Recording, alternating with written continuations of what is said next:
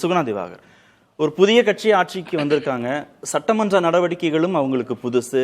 நிறைய புதியவர்கள் சட்டமன்ற உறுப்பினர்களாக தாவேக்கால ஆகியிருக்கிறாங்க. அவங்களுடைய செயல்பாடுகள் கொஞ்சம் மெருகேறுவதற்கு, அவங்க பக்குவம் பெறுவதற்கு ஒரு போதிய அவகாசத்தை, காலத்தை அனுபவமுள்ள திமுகவோ அதிமுகவோ தானே கொடுக்கணும். அவங்க தானே அந்த ஸ்பேஸை கொடுக்கணும். இல்லை, போன வாரம் இதே மாதிரி சட்டமன்றத்தில் என்ன மாதிரியான செயல்பாடுகள்னு ஒரு விவாதம் நடந்தது. விஜய நெறியாளராக இருந்தார், சுவாமிநாதன் அதில் கலந்துக்கிட்டார். அப்போ சொல்லப்பட்ட கருத்து என்னென்னா, திமுக ரொம்ப சாஃப்டாக ஹேண்டில் பண்ணுறாங்க. குறிப்பாக தாவேக்கா ரொம்ப தீவிரமாக நான் கருத்துக்களை முன்வைக்கிறப்ப ஏவாவேலுவோ கேஎன்ஆர்வோ அந்த அளவுக்கு தீவிரமாக செயல்படலை அப்படிங்கிற கருத்து விவாதிக்கப்பட்டது. இதில் இவங்களும் தப்பு பண்ணுறாங்க, அவங்களும் தப்பு பண்ணுறாங்க அப்படிங்கிற கருத்தை ஒரு நடுநிலை பாவனையுடன் கூடிய ஒரு மோசமான கருத்து தான் நான் பார்க்குறேன். ஏன்னா அவங்க புதுசாக வந்திருக்கிறாங்கிறதெல்லாம் எவ்வளோ நாளைக்கு நம்ம எக்ஸ்கியூஸ் கொடுக்கறது அப்படிங்கிற கேள்விகள் இருக்குது. இப்போ இவர் சுபீர் கூட சொன்னார், அவங்கெல்லாம் வயதில் இளையவர்கள், புதிய மொழின்னு. ஆதவ அர்ஜுனாவோ அல்லது நிர்மல்குமாரோ வயதில் குறைந்தவர்கள்லாம் கிடையவே கிடையாது. அவங்க உதயநிதியை விட வயது கூடியவர்கள் அல்லது அந்த வயது உடையவர்கள் தான். புஷியானதையும் நீங்கள் எடுத்துக்கோங்க. இன்னும் சொல்லப்போனால் முதலமைச்சர் விஜயமே எடுத்துக்கோங்க. இப்போ என்ன பிரச்சனை அப்படின்னு சொன்னால் முதல்ல இந்த தனிநபர் தாக்குதல்ங்கிற ஒரு அரசியல் வக்கிரத்தை ஆரம்பித்து வைத்ததே முதலமைச்சர் விஜய் தான். அவர் அரசியல் ரீதியான உரையாடல்களை, அரசியல் ரீதியான விமர்சனங்களை எதிர்க்கட்சிகள் வைக்கிறப்ப அப்பாவை காணா அப்படிங்கிறது முதல்ல ஆரம்பிச்சது விஜய் தான் ஆரம்பித்தார். அப்புறம் வெளிநடப்புங்கிறது ஒரு ஜனநாயக ரீதியிலான ஒரு வடிவம். எல்லா எதிர்க்கட்சிகளும் எல்லா காலகட்டங்களையுமே தங்களுடைய எதிர்ப்பை பதிவு பண்ண வெளிநடப்பு செய்வதுங்கிறது ஒரு ஜனநாயக ரீதியான வடிவம். ஆனால் இவங்க தன்னுடைய ரசிகர்களுக்காக அவங்க ஓடி போயிட்டாங்க அப்படிங்கிற ஒரு கருத்துருவாக்கத்தை பண்ணது விஜய் தான் பண்ணார். அவர் வெளியில் போய் சட்டமன்றத்தில் நடந்த ஒரு விஷயத்தை அவங்க வெளியில் நான் கேள்வி கேட்டால் எந்திச்சு வெளியில் போயிடுறாங்க, சபையை பூட்டி வைக்கணும் அப்படிங்கிற ஒரு மிக மோசமான கருத்தை சொன்னதும் விஜய் தான். இப்போ இன்னைக்கு நீங்கள் எடுத்துக்கிட்டீங்கன்னு சொன்னீங்கன்னா இதில் ரெண்டு மிக முக்கியமான ஒரு விஷயம்னா, தாவேக்காவை பொறுத்த வரைக்கும் தாவேக்காவுடைய அமைச்சர்களாக இருக்கட்டும், அதில் எம்எல்ஏக்களாக இருக்கட்டும், அவங்க ஒரு 2-3 உத்திகளை கையாளுறாங்க. ஒன்று, முதலமைச்சரை புகழ்றாங்க, பாட்டு பாடுறாங்க. இது எல்லா காலகட்டத்திலையும் உள்ள ஒரு விஷயம்தான். ரெண்டாவது, அடிப்படை ஆதாரமே இல்லாத பல விஷயங்கள் அவங்க சொல்கிறாங்க. தமிழ்நாடு சட்டமன்ற வரலாற்றிலேயே ஆளுங்கட்சி உறுப்பினருடைய பேச்சுக்கள் அதிகமாக அவை குறிப்பில் நீக்கப்பட்டது இப்போ தான். மூணாவதாக என்ன பண்ணாங்கன்னா, திமுகவை சீண்டி கொண்டே இருக்கிறாங்க. எந்த ஒரு பிரச்சனையாக இருந்தாலும் திமுகவை டீஸ் பண்ணுறது அப்படிங்கிற ஒரு விஷயம். அப்போ அதுக்கு பதில் சொல்ல வேண்டிய பொறுப்பு, கடமை 75 ஆண்டு காலம் உள்ள திமுகவுக்கு இருக்கிறது. இன்னொன்று, இன்னைக்கு எதிர்க்கட்சி தலைவர் என்ன சொன்னார், முதல்ல அவர் என்ன சொன்னார்னா, ரீல்ஸ் எடுங்க. லைவ்ல போயிட்டு இருக்கிறப்ப அவை குறிப்பில் நீக்கப்பட்ட விஷயங்கள் ரீல்ஸாக போகுதுங்கிறதுக்கு மிக முக்கியமான காரணம் தாவேக்காவாக தான் இருக்கிறது. அதுக்கப்புறம் மிக முக்கியமான 3 விஷயங்கள் தான் அவர் வைக்கிறார். தனிநபர் தாக்குதலாம் வைக்கல. ஒன்று, முதலமைச்சர் விஜய், இவர் சொன்னார் சுபீர் எதிர்க்கட்சி தலைவர் அன்னைக்கு அவையிலே இல்லை. அவையில இல்லாதப்ப விஜய் பேசுனா எதிர்க்கட்சி உடனே பதில் சொல்லுவார் அப்படிங்கிறதுக்காக தான் அவர் அன்னைக்கு பேசுறாரு. நேற்று அவர் வரல, முதலமைச்சர் வரல, தென்மண்டல முதலமைச்சர் மாநாடு போறாரு. 3ஆவது நாள் வரப்ப அப்பதான் ரியாக்ட் பண்ண முடியும். அவர் அன்னைக்கு சொன்னப்ப வீட்டில் இருந்த உதயநிதி ஏன் ரியாக்ட் பண்ணலன்னு கேட்கறது ரொம்ப அபத்தமான ஒரு விஷயம். அப்ப நீங்க ஃபைலை ஓபன் பண்ணேன்னு ஓபன் பண்ணாம ஏன் வச்சிருக்கீங்க அப்படிங்கிற ஒரு நியாயமான கேள்வி. தொகுதி மறுவரையறை பிரச்சனையில நிலைப்பாடு மாறிடுச்சு அப்படின்னு எல்லா தொலைக்காட்சிகளும் விவாதங்கள் நடக்குது. முக்கியமான பேசுபொருளாக அதுதான் இருந்துச்சு. இப்போ இன்னைக்கு வந்த உடனேயே நீங்க அதுக்கு பதில் சொல்லுங்க, உங்க நிலைப்பாடு மாறிடுச்சா அப்படின்னு ஒரு கோர் இஷ்யூ குறித்து ஏன் திமுக பேச மாட்டேங்குது? மற்றதெல்லாம் அடிபட்டு போயிடுமே அப்படின்னு கேட்கிறாரு. அப்படி இல்லையே. அப்ப முதலமைச்சர் சட்டம் ஒழுங்கு சம்பந்தம் உள்ள முதலமைச்சர் சட்ட ஒழுங்கு துறை தொடர்பாக பல கேள்விகள் கேட்கப்படுறப்ப அதை பத்தி பதிலே சொல்லாம சம்பந்தமே இல்லாம இருந்துச்சு. அவர் ரெண்டு பதில் சொன்னார். ஒன்று, இந்த ஃபைல் ஓபன் பண்றது. இன்னொன்று, நான் பேசலைங்கிறாங்க. நான் பேசாம இருந்தால் இடைத்தேர்தல் சில பேருக்கு நல்லது நடக்கும்னா இது ஆணவத்தின் உச்சம். அவர் ஏன் பேசணுங்கிறாங்கன்னா, உங்க துறை சார்ந்த பிரச்சனைகள் இவ்வளவு இருக்கு, அதுக்கு பதில் சொல்லுங்கன்னா, இவர் உட்காந்து பஞ்சு டைலாக் பேசுறது சட்டமன்ற பரப்புக்கு எதிரான ஒன்று. இன்னொன்று, இவர் பேசின இடத்துல ஜெயிச்சுட்டாரா? கன்னியாகுமரி போய் பேசினாரு, தோத்துட்டாரு. தாவேக்கா தோத்துருச்சு. திருவாரூர் நாகப்பட்டினத்தில் தோத்துருச்சு. திருநெல்வேலி மாவட்டத்தில் பாளையங்கோட்டையில் பேசினாரு. பாளையங்கோட்டையில் திமுக தான் வெற்றி பெற்று இருக்கிறது. கரூர்ல இவ்வளவு தூரம் எடுக்கிறாங்க, கரூர்ல தாவேக்கா தோத்துருச்சு. இப்போ இது ஒரு ஆணவத்தின் உச்சம் இல்லையா? இதை முதலமைச்சர் பண்ணலாம். முதலமைச்சர் உட்காந்து பஞ்சு டைலாக் பேசி அதை ரீல்ஸ் எடுத்துக்கிட்டு இருக்காங்க. எதிர்க்கட்சி தலைவரை பொறுத்த வரைக்கும் முக்கியமான 3 கேள்விகள் வைக்கிறார். நீங்க ஒரு கேள்விக்கு நீங்க சொன்னீங்கன்னா அதுக்கான கேள்விகள் கேட்கிறார். ரெண்டாவது, கார் தொடர்பான பிரச்சனையும் திமுகவோட ஸ்டாண்ட் எதுங்க அப்படின்னு சொல்றாரு. நாங்க இதை கார் வாங்க விரும்பல. இன்னொன்று, ஏற்கனவே நீங்க பொருளாதார சூழலுங்கிறீங்க, பயிர்க்கடன் தள்ளுபடி பிரச்சனைலாம் இருக்கிறப்ப நாங்க வாங்கலைங்கிறார். மூணாவது, தொகுதி மறுவரையறை பற்றியும் அவர் சொல்கிறார். இந்த 3 விஷயங்களுமே முதலமைச்சரை நோக்கி எதிர்க்கட்சி தலைவர் முன்வைக்கக்கூடிய கேள்விகள். ஏன் முதலமைச்சர் வாயை திறக்காம இருக்காரு? இப்ப கலைஞர் ஒரு முதலமைச்சராக இருந்தப்ப அவர் நல்ல சாதுரியமான பதில்கள் சொல்லியிருக்காரு. எம்ஜிஆர் அவருக்கே உரித்த பதில்கள் சொல்லியிருக்காரு. ஜெயலலிதா, எடப்பாடி பழனிசாமி எல்லாருமே சிறப்பாக பதில் சொல்லியிருக்காங்க. பதிலே சொல்லாத ஒரு டம்மி முதலமைச்சர் விஜய் மட்டும் தான் இருக்காரு. முதலமைச்சரை நோக்கி கேட்கக்கூடிய கேள்விகளுக்கு ஏன் முதலமைச்சர் வாயை திறக்க மாட்டேங்கிறாரு? முதலமைச்சரை நோக்கி ஒரு எதிர்க்கட்சி தலைவர் கேட்கிறப்ப எதிர்க்கட்சி தலைவர் அமைச்சருக்குரிய ஒரு அந்தஸ்தோடு உடையவர். எத்தனை குறுக்கீடுகள் வந்து ராஜமோகன் பதில் சொல்றாரு, புஷி ஆனந்த் பதில் சொல்றாரு, இவர் நிர்மல்குமார் சொல்றாரு, ஆதவ சொல்றாரு, சமயத்தில் சபாநாயகரும் ஒரு ஆக்டிங் சிஎம்மா செயல்படுறாரு. அப்போ ஒரு பக்கம் ஆக்டிங் சிஎம்மா இருக்காங்க, இன்னொரு பக்கம் செயல்படாத ஒரு டம்மி முதலமைச்சர். எதிர்க்கட்சிகளின் கேள்விகளுக்கு தேவை ஆன்சர் தானே, அதை அமைச்சர் சொன்னா முதலமைச்சர் சொன்ன விஷயத்துக்கு தானே கேட்கிறாரு. முதலமைச்சர் தான் சொல்றாரு ஃபைலை ஓபன் பண்ணுவான்னு கேட்கிறாரு. அப்ப எதிர்க்கட்சி தலைவர் கேட்டா அவர் தானே பதில் சொல்லணும். தென்மண்டல முதல்வர் அமைச்சர் மாநாட்டில் கலந்துக்கிட்டது யாரு? சிடி நிர்மல்குமாரா இல்ல இவர் ஆதவர்ஜுனாவா, ஜோசப் விஜயா? விஜய் தான் கலந்துக்கிறாரு. அவர் ஒரு விஷயத்தை முன்னுக்கு பின் முரணாக சொல்கிறார். அனைத்து கட்சி கூட்டத்திலையும் சட்டசபையிலும் போடப்பட்ட தீர்மானங்களுக்கு மாறாக ஒரு நிலைப்பாடு எடுக்கிறார்னா அதை பத்தி பதில் சொல்ல வேண்டியவர் அவர். இன்னைக்கு முழுக்க அவர் பேசவே கிடையாது, மற்ற எல்லாருமே பேசுறாங்க. அப்ப நீங்க வந்து திமுக வந்து ஒரு தனிநபர் தாக்குதல் நீங்க எப்படி சொல்ல முடியும்? நீங்க செந்தில் பாலாஜி ஒரு விஷயத்தை வைக்கிறப்ப சிடி நிர்மல்குமார் அவர் வந்து கோயம்புத்தூர் எம்எல்ஏவா கரூர் எம்எல்ஏன்னு சிடி நிர்மலுக்கு தெரியவே தெரியாதா? என்ன ஒரு நாடகம்! இதே தான் விஜய் வந்து போன முறை என்ன சொன்னார்னா கருணாநிதினு சொல்லிட்டு அதுக்கப்புறம் சாரி கலைஞர்னார். இவரும் அதே தான் வந்து கரூர் கம்பெனி, அப்புறம் கரூர் எம்எல்ஏ, அதுக்கப்புறம் கோயம்புத்தூர் எம்எல்ஏவான்னு கேட்டா அதுக்கு பதில் சொல்லத்தான் செய்வாங்க. ஆக மொத்தம் இந்த அவையை மிக மிக மோசமாக நடத்திட்டு போனதுல 99% பங்குங்கிறது தாவேகாவுக்கு தான் இருக்குது. அதுக்கான ரியாக்ஷன் இருக்குது. உதயநிதி எதிர்க்கட்சி தலைவரும் திரு நிர்மல்குமார சங்கி அமைச்சர்னு சொன்ன பிறகுதானே இவர்கிட்ட இந்த பாத்ரூம் தொடர்பான கமெண்ட் வருது. ஆமா, அது முதல்ல ஆரம்பிச்சது யாரு? சிடி நிர்மல்குமார் தான் ஆரம்பிச்சு வைக்கிறாரு. கரூர் கம்பெனின்னு சொல்ல வேண்டிய அவசியம் என்ன இருக்குது? இப்ப ஜோசியம் அப்படின்னு சொல்றாரு வந்து அவர் வந்து பொதுவாக சொல்றாரு. ஜோசிய காட்ட கேட்டு தான் நீங்க சாதாரண ஒரு வழக்கில் சொல்லுங்க, கேள்வி கேட்டா உடனே பதில் சொல்ல மாட்டியா, ஜோசிய காட்ட டைம் கேட்கணுமான்னு. இன்னொன்று, ஜோசியத்துக்கு உங்களுக்கு சம்பந்தமே கிடையாது. என்ன வந்து அவர் கலைஞர் மஞ்சள் துண்டு போட்டிருக்காரு, ஜோசிய காட்ட கட்டாங்கிறது எந்த ஆதாரமும் கிடையாது. ஆனால் இவங்களுடைய ஜோசியர் வெற்றிவேல் நேற்று ஒரு பேட்டி கொடுத்திருக்காரு. வெற்றின்னு ஒரு சேனல் அவங்க ஆரம்பிக்கிறாங்க. அந்த லோகோ லான்ச்சுக்கு அவர்கிட்டயே கேட்குறாங்க. அவர் சொல்றாரு, இந்த லோகோவை நான் தான் செலக்ட் பண்ணி கொடுத்தேன், இந்த தாவேகாங்கிற கட்சிக்கு பேரை நான் தான் வச்சேங்கிறாரு. அப்ப என்ன ஜோசியத்துக்கு உங்களுக்கு சம்பந்தம் இல்லைன்னு இப்படி சொல்ல முடியும்? இன்னும் சொல்ல போனா அவர் வெற்றிவேல் ஜோசியக்காரர், அவருடைய பேர்ல தான் எல்லா திட்டங்களும் வைக்கப்படுகிறது. வெற்றி திட்டம், அந்த திட்டம், இந்த திட்டம்னு சொல்லி வெற்றிகளுடைய பேர் தான் வைக்கப்படுகிறது. தாவேகாங்கிற கட்சிக்கு அவர் தான் பேர் வைக்கிறாரு, அரசனுடைய திட்டங்களுக்கு அவருடைய பேர் தான் வைக்கப்படுகிறது.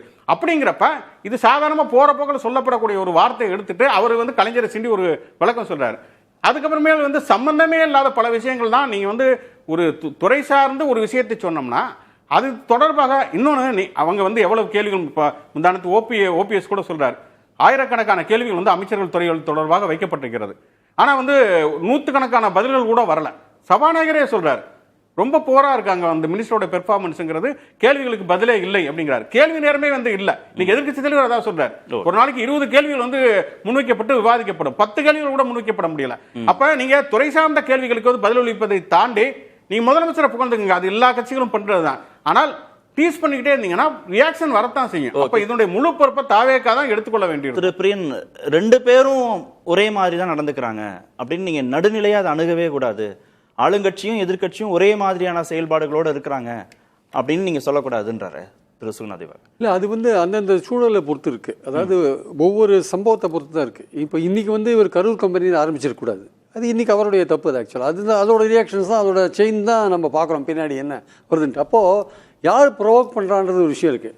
ஆளுங்கட்சி ப்ரொவோக் பண்ணுதா எதிர்கட்சி ப்ரொவோக் பண்ணுதான்னு பார்த்தீங்கன்னா பல சூழலில் வந்து ஆளுங்கட்சி ப்ரொவோக் பண்ணுறாங்க. அவங்க வந்து லைவாக போகிறதுனால அதில் ஏதோ ஒரு ஸ்கோர் பண்ணணும்னு அவங்க நினைக்கிறாங்க. சபாநாயகர் அவங்களை கட்டுப்படுத்த இவங்களுக்கு என்ன பிரச்சனைன்னா திமுகவுக்கும் அதிமுக விடுங்க, அது சீனில் இல்லைன்னு வச்சுக்கோங்க. திமுகவுக்கு என்ன பிரச்சனைன்னா அவங்க வந்து பல வருடங்கள் தமிழ்நாட்டை ஆட்சி செஞ்சவங்க, அவங்களுக்கு மேலே பல குற்றச்சாட்டுகள் இருக்குது.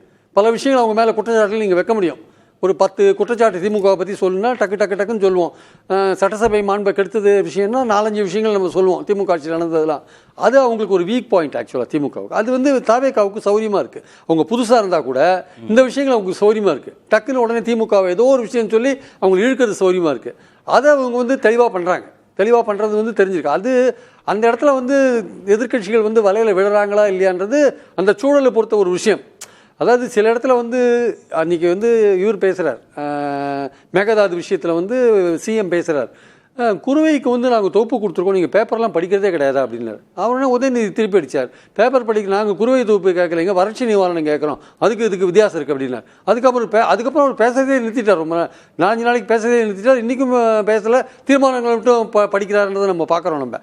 ஸோ அதனால் நம்ம எதிர்பார்க்கறது என்னென்னா ஆளுங்கட்சி ப்ரொவோக் பண்ணுறாங்க, எதிர்க்கட்சிகள் இதுவரையும் ப்ரொவோக் பண்ண மாதிரி தெரியல. அவங்க வந்து ஒரு டிஃபென்ஸ் ரோலில் தான் வந்து ஒரு விஷயத்தை வந்து விளக்க பார்க்குறாங்க. இன்ஃபேக்ட் பார்த்தீங்கன்னா எதிர்க்கட்சிகள் வந்து சில சமயம் கொஞ்சம் ஹியூமராக கூட பேசுகிறாங்க. அது ரேஷன் அரிசி சாப்பிட்டா டயபிட்டிஸ் வராது, அப்புறம் வந்து வேலு வந்து மாமா மச்சான் இந்த மாதிரி விஷயங்கள்லாம் பேசுகிறாரு. இதெல்லாம் கூட தேவையில்லை. ஆக்சுவலாக எதுக்காக எதிர்கட்சியில் இந்த ரோல் எடுக்கிறாங்கன்னு தெரியல. அவங்க வந்து ப்ரொவோக் பண்ணுறது, இவங்க சீரியஸாக ப்ரொவோக் பண்ணுறாங்க. சீரியஸாக ப்ரொவோக் பண்ணி அவங்கள வந்து வம்புக்கு இழுக்கிறாங்க. ஆக்சுவலாக திரு சுபேர், சபாநாயகர் கட்டுப்படுத்துறாரு, அமைச்சர்களை உட்காருங்கிறாரு, சட்டமன்ற உறுப்பினர்களை உட்காருங்கிறாரு. பல முறை அவங்களுடைய பேச்சுகள் தான் அதிக அளவு அவை குறிப்பிலிருந்து நீக்கப்படுவதாக சொல்றாரு. அப்ப இதெல்லாம் நேரலையில் பார்க்கிற போது தாவேகா சட்டமன்ற உறுப்பினர்களின் பேச்சு, தாவேகா அமைச்சர்களின் பேச்சு தான் அதிக அளவு சட்டமன்ற அவை குறிப்பிலிருந்து நீக்கப்படுதுன்னா அப்ப யாரோட பெர்ஃபார்மன்ஸ்னு பாக்குறவங்களுக்கு தெரியாதா? யாரை ப்ரோவோக்? அதுக்கு முன்னாடி இந்த 3 ஃபைல் என்கிட்ட இருக்கு. ஊழல் செய்தவர்களுடைய 3 ஃபைல் ஆடிட்டிங் பண்ணி வச்சிருக்கேன். நாங்க எடுத்தனா நான் வந்து வெளியிட போறேன் அப்படின்ற ஒரு வார்த்தை சொல்றாரு. அன்னைக்கு முன்னாள் அமைச்சர்கள், திமுகவினுடைய முன்னாள் அமைச்சர்கள் பலரும் அன்னைக்கு இருந்தாங்க. நீங்க அன்னைக்கு படாரம் எந்திரிச்சு பேசியிருக்க வேண்டியதானே? விசாவே பார்த்த இயக்கம், 75 வருஷ கட்சி, எங்களை தொட்டு பாருங்க, எங்களை சீண்டி பாருங்கன்னு பேச வேண்டியதானே? ஏன் 3 நாள் கழிச்சு பேசுறாங்க? எல்லாருக்கும் பயம். எதிர்க்கட்சி தலைவர் இல்ல, எதிர்க்கட்சி தலைவர் நோக்கி வைக்கல அது குற்றச்சாட்டு. திமுக மேல் வச்ச குற்றச்சாட்டு. பேசுனது முதல்வர் தானே. முதல்வர் தான். எதிர்க்கட்சி தலைவர் கொடரா இருந்திருக்கலாம், இல்ல துணைத் தலைவர் இருந்திருக்கலாம், யாராவது பதில் கொடுத்திருக்கலாம். அது 3 நாள் வந்து சமூக வலைதளங்கள்ல ஒரு பெரிய விவாதமா போனதுக்கு பிறகு 3 நாள் கழிச்சு வந்து பேசுறாங்க. பேசுறப்ப கூட சுகுணாத் சொன்னாரு, டம்மி முதல்வர் நம்ம எப்படி பேசுறாங்கன்னு தெரியல. அந்த டம்மி முதல்வர் தான் 75 வருட கட்சி எனக்கு வீட்டில் உட்கார வச்சிருக்கிறார். டம்மி முதல்வர் எப்படி பேசலாம்? அந்த டம்மி முதல்வர் தான் 75 வருஷ கட்சி வீட்டில் உட்கார வச்சிருக்கிறாரு. அந்த டம்மி முதல்வருடைய ஃபைலை பார்த்துட்டு தான் நீங்க பேசாம இருக்கிறாங்க. என்ன வார்த்தை டம்மி முதல்வர்? திமுகவுக்கு ஒண்ணும் இந்த மனப்பான்மை இருக்கு. இவர்களை முதலமைச்சராக ஏத்துக்கிற மாட்டேங்கிறாங்க, அமைச்சர்களாக ஏத்துக்கிற மாட்டேங்கிறாங்க, சட்டமன்ற உறுப்பினர் ஏத்துக்கிற மாட்டேங்கிறாங்க. பேர் தெரியல, யாரோ வந்துட்டான், இவங்கெல்லாம் பதில் சொல்லணுமான்னு அந்த மனநிலையும் அவர்களுக்கு இருக்கு. இப்ப நேரடி ஒளிபரப்பு போயிட்டு இருக்கு. இப்ப நேரடி ஒளிபரப்புல தவறுகள் யார் செய்தாலும் யாருக்கு வசதியா இருக்கு நேரடி ஒளிபரப்பு? நேரடி ஒளிபரப்பு திமுக என்ன சொல்றாங்க அப்படின்னா, இவங்களுக்கு ஒண்ணுமே தெரியல, நாங்க ஒன்னு கேள்வி கேட்கிறோம், அது மக்கள் முடிவு பண்ணட்டும். நேரடி ஒளிபரப்பை நீ மக்கள் பார்க்கற. நேரலை ஒளிபரப்புல ஆளும் கட்சி கேள்வி கேட்குது, எதிர்கட்சி பதில் சொல்லுது, எதிர்கட்சி கேள்வி கேட்குது, ஆளும் தரப்பு பதில் சொல்லுது. இத 2 பக்கமும் பார்த்து தெரிந்து கொள்வதற்கு தானே நேரலை. ஆனா நேரலையில ஆளும் தரப்பு பேசுவது மட்டும் ஒளிபரப்பாகுது, எதிர்த்தரப்பு சொல்வது பதிவாகவே இல்லை. அவை குறிப்பிலிருந்து நீக்கப்படுது அப்படின்னு சபாநாயகர் சொன்ன பிறகும் அது ரீல்ஸ் ஆக அது போகுது. இல்ல அது ஒன் சைடரா இருக்குன்னு தானே. இல்ல நீங்க அது நேரடி ஒளிபரப்பா போறப்ப நம்ம நாடாளுமன்றத்தில் நடக்கக்கூடிய விவாதங்களையும் பார்க்கிறோம். அது நேரடி ஒளிபரப்பு தான் நடக்குது. அப்படிங்கும் போது அந்தந்த இதை வந்து நம்ம கண்ட்ரோல் பண்ணவே முடியாது. அதே நேரத்தில் 2 தரப்புலையுமே சபாநாயகர் வந்து அது அவை குறிப்பிலிருந்து நீக்கிக்கிட்டே தான் இருக்கிறார். ஆளும் கட்சியை நீக்கிறாரு, எதிர்கட்சியை நீக்கிறார், ஆளும் கட்சி அமைச்சர்களையும் கண்டிக்கிறார். அதிக அளவு அந்த பக்கம் ஆளும் தரப்புகளோட கண்டிக்கிறார். அப்போ ஒரு நடுநிலையான ஒரு சட்டமன்றமா தான் நடக்குது. அங்க செயல்பாடுகள் வந்து புதிதாக இருக்கிறதுனால சில விஷயங்களை அவங்க பண்றாங்க. ஓகே திரு சுகுணாதேவ், நான் பிரியன் சார் அதை கேட்டேன். சபாநாயகர் வந்து கட்டுப்படுத்துறாரு, அமைச்சர்களை கட்டுப்படுத்துறாரு. ஆதாரம் இல்லாம பேசாதீங்க, பேசினா அவை குறிப்பிலிருந்து நீக்குவேன்னு அவர் சொல்றாரு. போதிய வாய்ப்பை 2 தரப்புக்குமே அவர் கொடுக்கிறார். இன்னொன்று, எல்லாவற்றுக்கும் முதல்வர் எந்திரிச்சு பதில் சொல்லணும், இல்லைன்னா அவர் டம்மி முதல்வர் அப்படின்னு விமர்சனத்தை வைக்க முடியுமா? அந்த போர்ட்போலியோ எல்லாம் பிரிச்சு கொடுத்துருக்காங்களே அமைச்சர்களுக்கு, அவங்க பதில் சொன்னா ஏற்றுக்கொள்ளக்கூடாதா எதிர்கட்சிகள்? இல்ல, இப்ப அவர் சுபேர் முதல்ல சொன்ன விஷயத்தையே திருப்பி சொல்லிட்டு இருக்காரு. முந்தானத்து கேட்டதுக்கு இன்னைக்கு சொன்னாங்கன்னா, அவர் எதிர்கட்சி தலைவர் இன்னைக்கு சொல்றாரு, முதலமைச்சர் அதே அவையில தானே இருக்காரு, முதலமைச்சர் நோக்கி தானே கேள்விகள் வருது. அப்ப கேள்விகளுக்கு பதில் சொல்லணும், அவர் டம்மி முதலமைச்சர் தான் சொல்லுவோம். ஒன்றும் இல்லை, இன்னைக்கு வந்து அவருக்கு அவருடைய துறை சார்ந்த 2 துறை வருது, விவாதம் வருது, மானிய கோரிக்கை வருது. ஒன்று வந்து சிறப்பு திட்ட செயலாக்கத்துறை, இன்னொன்று வந்து சிறப்பு முயற்சிகள் துறை. பதிலே சொல்லல, பிரிச்சு கொடுத்துருக்காங்க. ஆமா, அப்புறம் என்ன துறைக்கு தான் பதில் சொல்றாரு? சட்ட ஒழுங்குக்கும் பதில் சொல்ல மாட்டார் இவரு, மற்ற துறைகளுக்கும் பதில் சொல்ல மாட்டாரு, முதலமைச்சர் நோக்கி கேட்கக்கூடிய பாலிசி தொடர்பான கேள்விகளுக்கும் பதில் சொல்ல மாட்டாரு. நீங்க மேகதாது இது டீலிமிட்டேஷன் தொடர்பாக ஒரு தீர்மானம் போறீங்க, அனைத்து கட்சி கூட்டத்திலையும் போறீங்க, சட்டமன்றத்திலையும் போறீங்க, நீங்க போய் அங்க பேசுறீங்க. சிடி நிர்மல்குமார் எவ்வளவு ஆணவத்தோட சொல்றாரு, நான் நேற்றே பதில் சொல்லிட்டேன், 24 மணி நேரம் ஆச்சுங்கிறாரு. முதலமைச்சர் சிடி நிர்மல்குமாரா விஜய் தானே போய் அங்க அட்டன் பண்றாரு. இப்ப விஜய் தானே பதில் சொல்லணும். பதிலே சொல்லாத முதலமைச்சர் டம்மி முதலமைச்சர் தாங்க சொல்லுவாங்க. அதுல என்ன தவறு இருக்கிறது? நீங்க சபாநாயகரை நோக்கி தான் எல்லாருமே பேசணும், பேரவைத் தலைவர் அவர்கள் தான் பேசணும். நேரடியாக கண்ணுக்கு நேரம் எடுத்து எந்த சவாலுமே விடக்கூடாது. இது வந்து முதல் தடவை தெரியலன்னா பரவாயில்ல, சட்டமன்றம் வந்து 3வது தடவை நடக்குது, பல நாட்கள் கிட்டத்தட்ட 2-3 வாரம் நடந்துருச்சு. மீண்டும் சபாநாயகர் அதை சொல்றாரு. எதிர்கட்சி தலைவர் வந்து எதிர்கட்சிகள் கூட எல்லாருமே சபாநாயகரை நோக்கி தான் பேசுறாங்க. ஆனால் நேரடியா வந்து இவங்களை சவால் உற துணியில தான் பேசுறாங்க. அதுவும் ஆதவர்ஜனா எந்த கேள்வியா இருந்தாலும் எதிர்கட்சி தலைவர் பதில் சொல்லணும், எதிர்கட்சி தலைவர் பதில் சொல்லுங்கிறாரு. எதிர்கட்சி தலைவர் எந்திரிச்சாருன்னா வந்து 4 அமைச்சர்கள் மாத்தி மாத்தி பதில் சொல்றாங்க. சரி, பேசு. அப்ப எதுக்கு முதலமைச்சர் இருக்காரு? எதையுமே பேசாத முதலமைச்சர், டம்மி முதலமைச்சர். அவர் பத்திரிகையாளர்களை சந்திக்க மாட்டாரு, சட்டமன்றத்திலையும் எதிர்க்கட்சிகள் பதில் சொல்ல மாட்டாரு. அப்படின்னா அவர் டம்மி முதலமைச்சர்.